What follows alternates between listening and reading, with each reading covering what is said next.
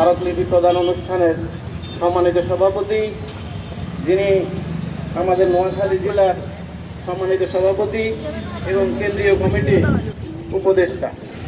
উপস্থিত আছেন কেন্দ্রীয় কমিটির সহসভাপতি মহোদয়, উপস্থিত আছেন আমাদের সম্মানিত সহকর্মীবৃন্দ। আমরা আবার মাঠে নেমেছি। বাংলাদেশ শিক্ষক সমিতি একটি নিয়মতান্ত্রিক আন্দোলনে বিশ্বাস করে, ধাপে ধাপে নিম্ন স্তর থেকে সর্বনিম্ন। আমরা আশা করছি সেই জায়গায় নিশ্চয়ই সরকার আমাদেরকে, এটা আমাদের কাছে ছিল অপ্রত্যাশিত।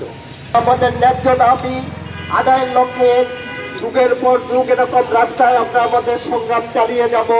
এটা কোনো উন্নত দেশে অথবা কোনো সভ্য দেশে এটা কাঙ্ক্ষিত নয়। আমরা প্রত্যাশা করি এরকম ঘটনা থেকে নিশ্চয়ই আমরা মুক্তি পাব। অত্যন্ত দুঃখের বিষয়, এই যে জুলাই গণ অভ্যুত্থান, সেটা বৈষম্যের বিরুদ্ধে হয়েছে। অত্যন্ত পরিতাপের বিষয়ে